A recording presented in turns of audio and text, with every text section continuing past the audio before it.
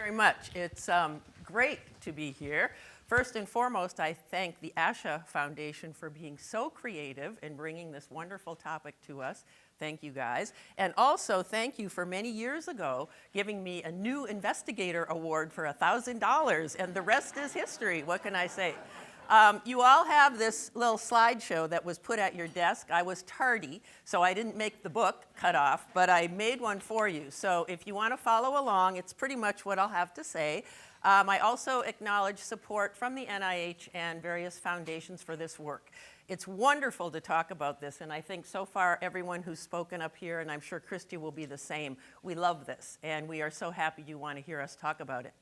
I disclose my relationship with the ASHA Foundation for this meeting and also LSVT Global. And the plan, as we were assigned a bit, is I will talk with you a very little bit about the origin and our research pathway, and I'm primarily going to focus on our adventures in implementation. And I say adventures very strongly because we didn't know what we were doing when we started scaling up, and I'll tell you exactly what we did. So full disclosure about everything, and I'll tell you what we're trying to do today and share some perspectives. So that's my plan of action. NIH has told us to improve human health, scientific discoveries must be translated into practical applications. And that's really at the heart of, I think, what we're all trying to do today. So let me give you a bit of our story. Parkinson's disease is a progressive degenerative disorder with no known cure, which affects nearly 6 million individuals globally. Over 89% of these individuals have a speech or voice disorder. Vocal loudness, hoarse voice, monotone, imprecise articulation are among the classic features that contribute to lifelong frustration, embarrassment, and social isolation. Unfortunately, classical medical treatments alone, such as pharmacological treatment as well as surgical treatment, do not consistently or significantly improve speech in Parkinson's disease. In addition, voice and speech disorders in Parkinson's have been historically unresponsive to speech treatment. And this is a really critical point. It's not that people haven't attempted to improve speech in these patients. There's a long literature of efforts. It's really difficult to make lasting changes in speech production in Parkinson's. Back when we began our work back in 1987, there was no effective voice and speech treatment for Parkinson's. And as this client summarizes, if I have no voice, I have no life. So this is a big problem, and people have tried to solve it for many, many years. And we tried as well. And it began with the origin and the research pathway. This is Mrs. Lee Silverman. She was a woman with Parkinson's disease. And while she was in a wheelchair, had many other medical problems, her family basically said to me, if only we could hear and understand her. And that was the origin and the original impetus for what has now gone on to be LSVT. Over 20 years and good funding from federal and foundation sources allowed us to do phase 1 and 2 trials, multiple baseline single subject designs, small group studies, et cetera. A number of phase 3 trials, efficacy trials funded by the NIH, and more recently moving into phase 4 and phase 5, embracing technology both for training and delivery of treatment and scaling up access. So that's our research pathway. The summary of our randomized control trials are here. Over time, we have conducted 3. We just actually finished the last one a bit ago. The idea was to test the efficacy of treatments to improve vocal loudness, a primary problem and an early problem in individuals with Parkinson's disease. One trial compared high respiratory effort treatment designed to trigger subglottal air pressure breath support. The other focused on high effort voice treatment. We studied 45 patients and we studied them out to 24 months treatment. The second randomized control trial looked at high effort voice treatment, LSVT, compared to untreated control groups, both Parkinson's and healthy, 44 subjects out to 6 months. And the trial we just finished evaluated LSVT compared to high effort articulation treatment, untreated control groups, both Parkinson's and healthy. As you know, over the years, there have been great advances in treatment science, and these trials were extremely well controlled for their time. But one thing that this trial does is it implements a standardized treatment science template, the consort guidelines. So we're very excited about the outcomes of this research because we had the opportunity to do that. Our average effect sizes are nice, 1.23 over all these studies. And this chart summarizes them for the 3 randomized control trials, and we feel like since 1987, we've made good progress in establishing the efficacy of intensive voice treatment. What I will say is we had extremely great controls in the clinicians who delivered the alternative treatments. We were highly precise in all of the variables, tender loving care. Behavioral treatment isn't easy to control, as we talked about today. And our team of clinicians are renowned in their ability to understand their role in clinical trials. And we have an assessment we do at the end with our patients because they all have to sign the human subjects form so they know they can get randomized into different treatments.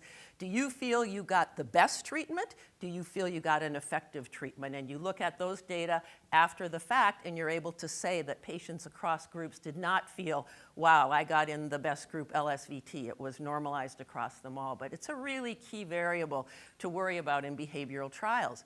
In addition to the primary outcome variable of SPL, as a part of our funded studies, we looked at underlying mechanisms. We wanted to understand what is happening in the subsystems of speech production when we do these various treatments, cross-system effects, as well as neural changes. Of particular, and all these are published, so should you have a boring night some night and want to read these studies, feel free to do so. And the exciting approach we're able to take with these variables, we personally cannot be experts on all of them, but we collect them in a central laboratory, all blinded, and they are then set off to experts in their own research laboratory to do blinded analyses based on the protocol that we collected. So it's a very nice approach to being able to look at more variables in collaboration with our colleagues. One of particular relevance to what we've been talking about here is the actual impact of the treatment on patients and family members. And so we have nice outcome data in that regard in terms of the external validity of the treatment. So what is our product of this treatment? And I'm moving us in the direction of thinking about this as a product. It is a standard research-based behavioral treatment protocol, and here it is. The intensity is standardized across all of the treatments. It's different than previous speech treatments, and that's an important point to be made. We have a single target of vocal loudness. The mode of delivery is intensive and high effort, and we work on variables such as sensory challenges and cueing problems that patients with Parkinson's disease have that make generalization of treatment effects really difficult. This is different from typical speech treatment in the past, which may be multiple targets, take a deep breath, over-articulate, slow down, be loud, now walk out the door and attempt to use all those changes in your speech production, perhaps 1 or 2 times a week instead of intensive high-effort delivery, and primarily focused on the motor system. So this was a very novel approach to the delivery of speech treatment in Parkinson's disease, and it was specifically based on the motor, sensory, and neuropsychological challenges that we knew existed in the population. In addition, its delivery was grounded in principles of activity-dependent neuroplasticity, exercise science, motor learning, and muscle training. So let's see what it looks like to receive this treatment. This is a 59-year-old female. She's 2.5 years post-diagnosis. She's on her Parkinson medication, both pre- and post-treatment, and she's pre-post LSVT, or intensive physical exercise of the speech mechanism. And her name is Shirley. Have you noticed any changes in your speech?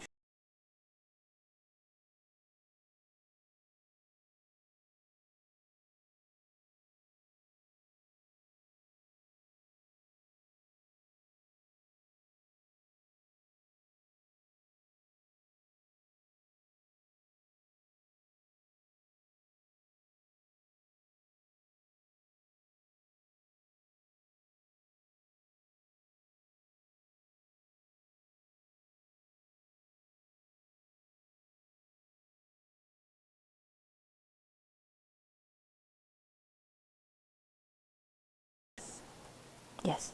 Because? Because I stutter and then I can't be heard. If there's noise in the house, like when the kids come over, nobody pays attention to them because they can't hear me. Until I get mad and then yell. Take a deep breath and say ah for as long as you can.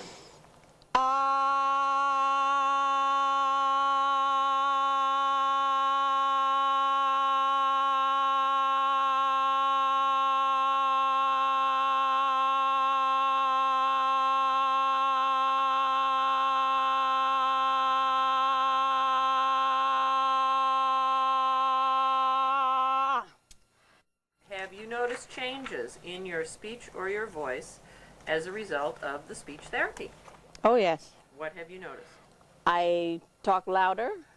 I think louder. I'm going to sing with the Sons of the Pioneers one of these days with my voice. Good for you. That's excellent. What practicing do you do at home? My ahs, my highs, and my lows. And I read out the mail out loud. Excellent. Do you feel like practicing helps? Oh, yes. Okay. All right. So what do you do when you want to be as easy to understand as possible? Think loud.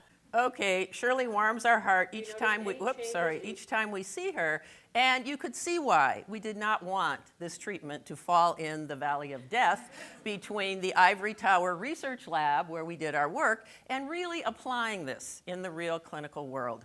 That was our passion, and we're like, how are we going to do that? How are we going to scale this so every single person with Parkinson's disease can have access to it? So now, up to now, it was kind of a traditional path. Now it's women gone wild. Okay, no, not really.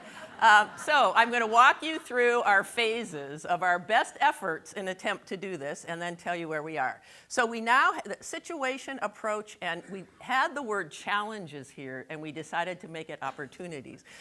We now have the first evidence that speech treatment can work and last in Parkinson's. We have zero awareness in patients, clinicians, neurologists, and healthcare professionals in the Parkinson community. Nobody knows about it, and even worse than that, Parkinson neurologists are trained that speech therapy doesn't work for Parkinson's. Changes in the speech treatment room in Parkinson's disappear on the way to the parking lot.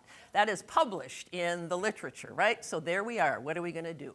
Well, we're going to do the traditional route. We are going to write a book, and we're going to say, everybody read this book. Yeah, that's going to happen, and implement this treatment. Well, what happened?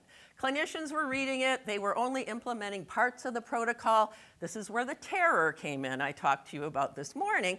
We were terrified we were going to lose treatment fidelity with this treatment that could have such a difference in the lives of patients with Parkinson's. Clearly, writing a book and hoping clinicians would read it and do exactly what we had done in our research just wasn't going to happen. So we decided, what should we do? Well, again, kind of a traditional approach. We went to our tech transfer office in Boulder, and we said, can you help us protect this treatment we have?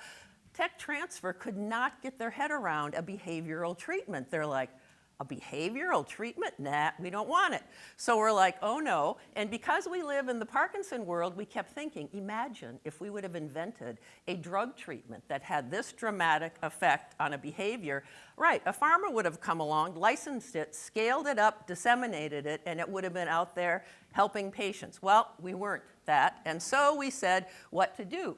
And it's really good we didn't hear this like we heard yesterday, developers make poor disseminators, because we may have stopped right at that moment and said, well, enough is that, we're going to go back to another research topic. But we didn't. We got bold, and we trademarked the name internationally.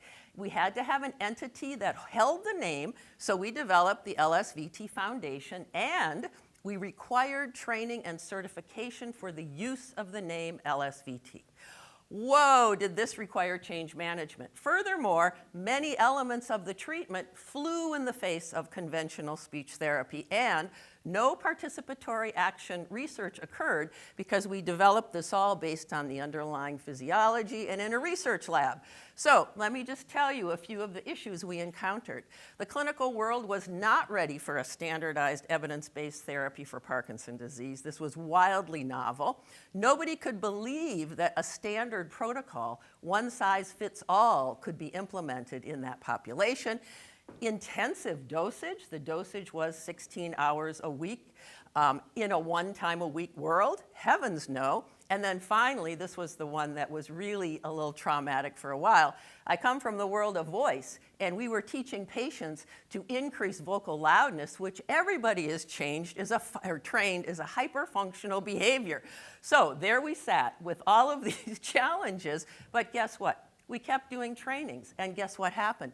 Clinicians began adopting the protocol because they saw the impact on their patients. And I think that's a theme we have heard through other interventions as well. When you see an impact of an intervention, that's what motivates the clinical population to pay attention to it. In addition, we were fortunate because evidence-based practice started coming to the forefront, and we had a lot of evidence for the treatment. And also, we trained the clinicians on the underlying mechanism of treatment-related change in the trainings, so they start relaxing about this idea you're trashing their voice. So that was good. The other exciting thing that happened that really was a game changer is the world of exercise science came forward with all these amazing data from animal studies documenting the biological basis of exercise, not just exercise, but intensity of exercise. So here we have an adaptation, a positive one, in our work. We were thinking, high dose, are we ever going to get this implemented? With these data, it's undeniable. Intensive dosage is absolutely essential. So what happened is the demand for training and treatment increased nationally and internationally. Suddenly, people are wanting to learn how to do this treatment. In addition, we did some small single subject and group designs on MS, stroke, and cerebral palsy, which derived additional interest. And then came development of the allied physical therapy called LSVT BIG. And there's lots to say about BIG, but I'm just going to show you a patient example so you can get an idea. This is also delivered exactly the same as LSVT, intensive, high effort, but amplitude is scaled up across the body, not just the voice. And you'll see a quick clip to get an idea. This guy that you're going to see is 71. He's had Parkinson's for 4 years. So here he is pre-BIG. And here he is post, and again, it's 1 month, 16 sessions. And he's trained in an intensive exercise program with many elements, but his fundamental generalizable treatment target is move big.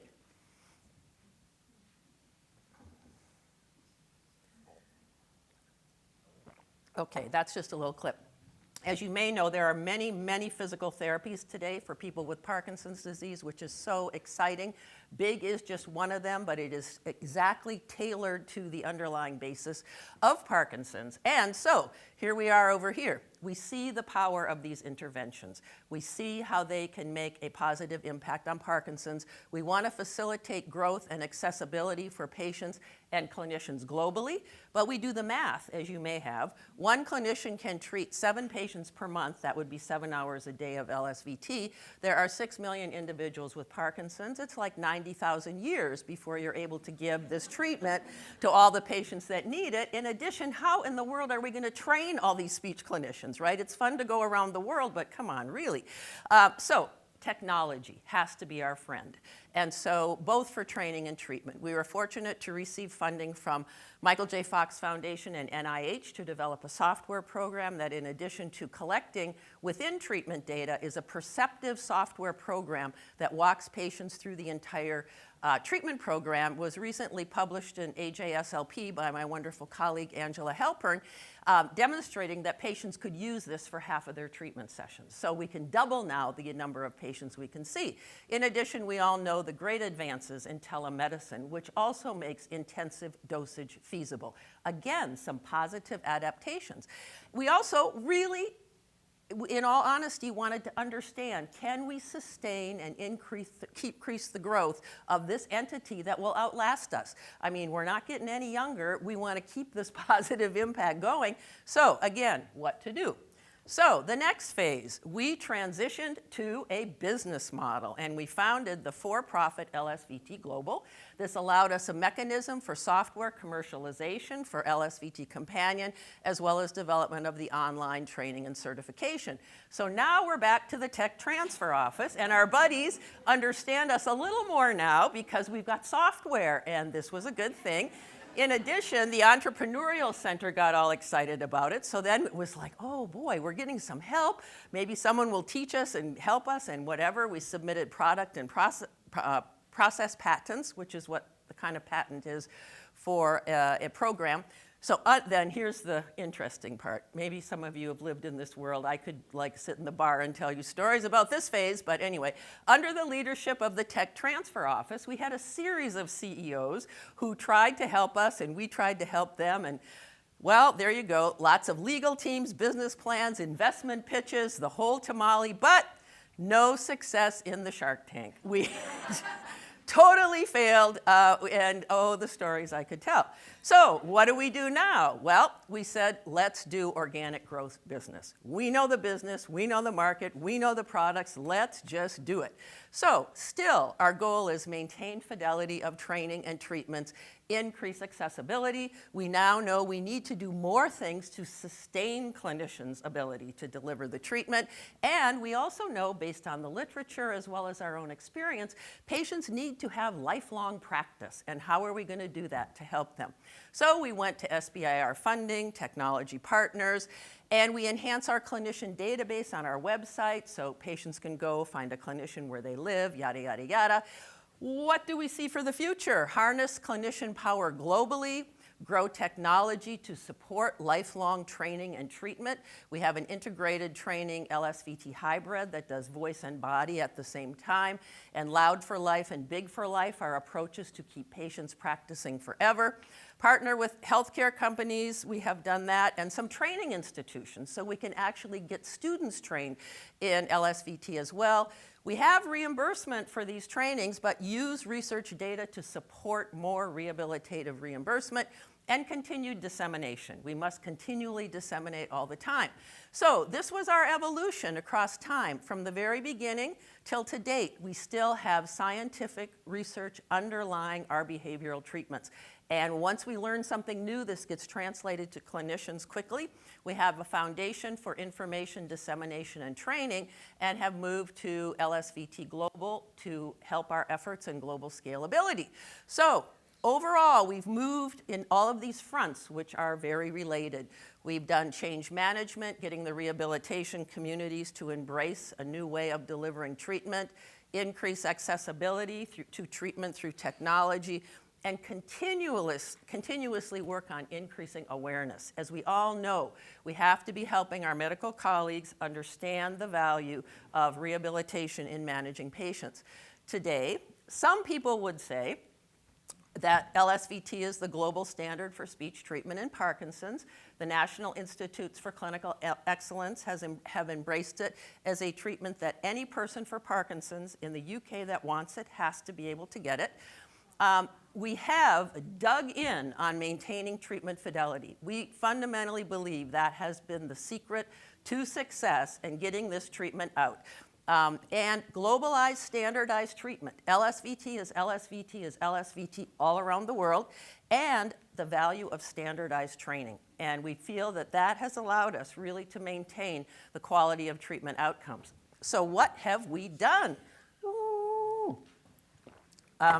Training, when we began, we had 0. We now have 15,000 trained clinicians in 54 countries, online training, et cetera. The idea is to continue to sustain and enhance the fidelity treatment. We had 0. We estimate today, and admittedly it's an estimation, 150,000 treated patients globally, and a variety of other advancements as well. So we have made progress, and that's a good thing. We need to make more. LSVT today is administered in medical centers, university clinics, private practice, and healthcare networks. We have data from a variety of sources. I just want to highlight one from Amedisys, a company that we partner with who trains all their speech clinicians in LSVT. The CEO said, so prior to LSVT, we had 0% NOMS FCM voice progress. At the close of 2013, we had FCM voice progress numbers of 61.54%. So we are impacting the real clinical world in measures that people in the world are documenting. So what are the ingredients?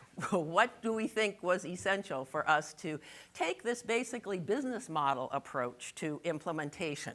Number one, the team. The team has to be the best team in the whole world and has to just believe, because the amount of midnight oil and toil and whatever is astonishing, and that's huge. Rock solid product, absolutely rock solid product.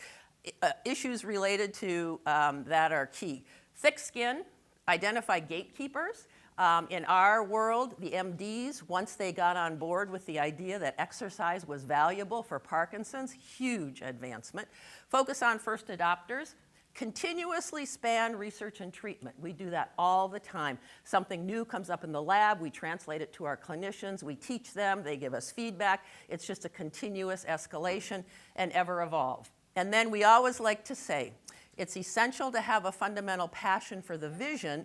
Where does the joy come from? And we were talking today about, is this too hard or whatever? Honestly, fueled when you see the direct impact on patients' lives, but one honestly unexpected outcome is how thrilling it is to see clinicians empowered when they can deliver efficacious treatments. That is just so satisfying. And what we also like is the impact on the fields of neurology and rehabilitation.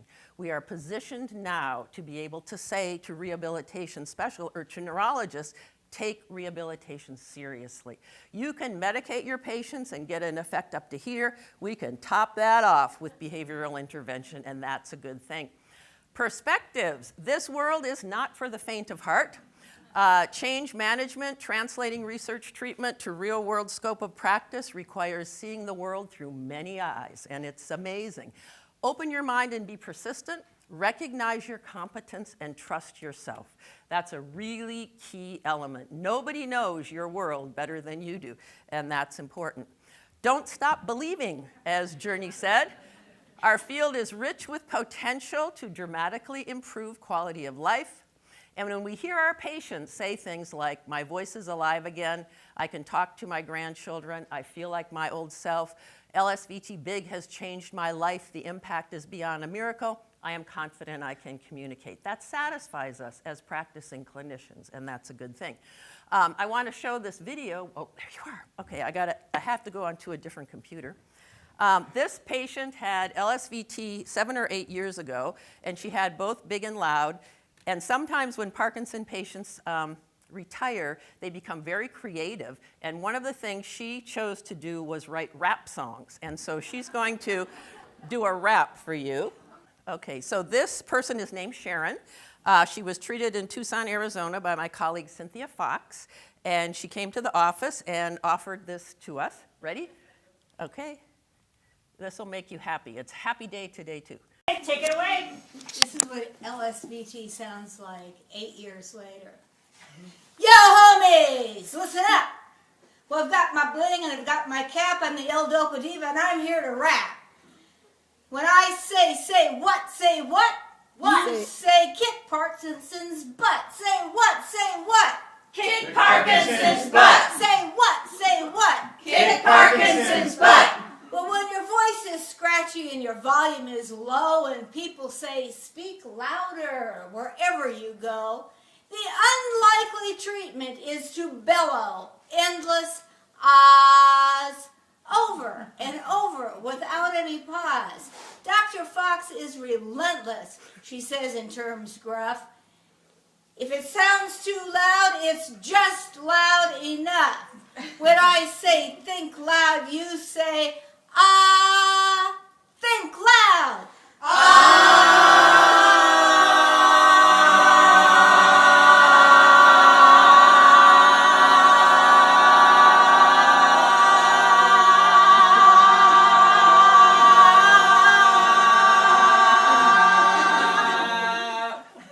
Well, our hands are shaky and our pace is slow and we have hallucinations and our feet won't go. But if we can laugh at ourselves without much fuss, we may have Parkinson's, and I'll never have us. When I say Parkinson's, you say don't give in. Parkinson's. Don't give in. Parkinson's. Don't give in. Parkinson's. Don't give in. I'm down with that. Okay, thank you.